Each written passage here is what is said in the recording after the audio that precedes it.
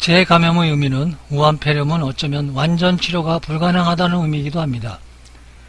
두 번째 감염은 첫 번째 감염보다 훨씬 심각합니다. 심각한 사실은 일부 환자에서 두 번째 감염이 동맥 내막을 심하게 손상시키고 급성 심장마비와 급사를 유발한다는 것입니다. 바이러스 세계에서는 이러한 동맥 손상을 일으키는 것은 독특한 것이라고 합니다. 3월 3일 중국 공산당의 공식 언론인 일간지 피플스데일리에 실린 기사는 CCP 건강위원회 소장 임마셔웨이가 우한 펑카이 병원이 무감염, 무사고, 무환수를 달성했다고 전했습니다.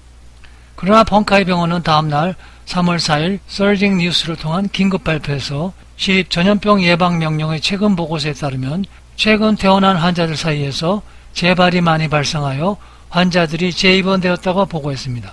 보고서는 펑카이 병원이 바이러스 항체 IgM 및 IgG를 검사하기 위해 3월 5일부터 원내에서 퇴원할 모든 환자의 혈액 샘플을 채취하기로 결정했다고 밝혔습니다.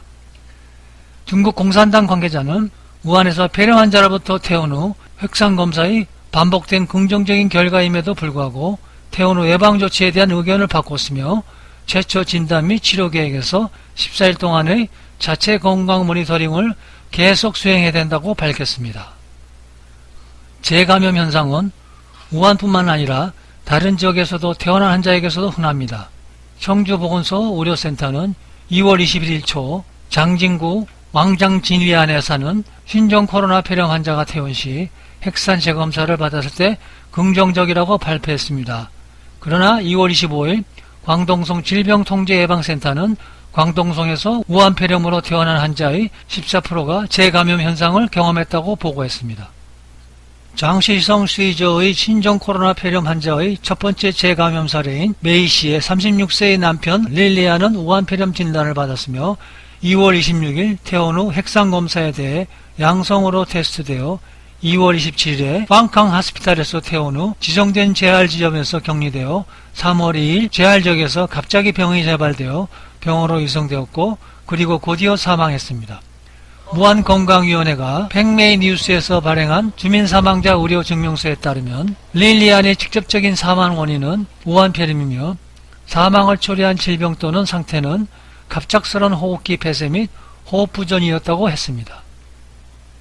3월 2일 중국 공산당 국가보건위원회는 우한 전염병의 급속한 증가가 통제되고 있다고 주장했지만 그러나 3월 3일 우베이성 정부는 전염병 예방 및 통제에 관한 기자회견을 열었으며 양윤한 부총재는 우한에서 새로 진단된 사례의 수가 여전히 세 자릿수로 증가했으며 전염병의 위험은 여전히 통제되고 있지 않다고 말했습니다.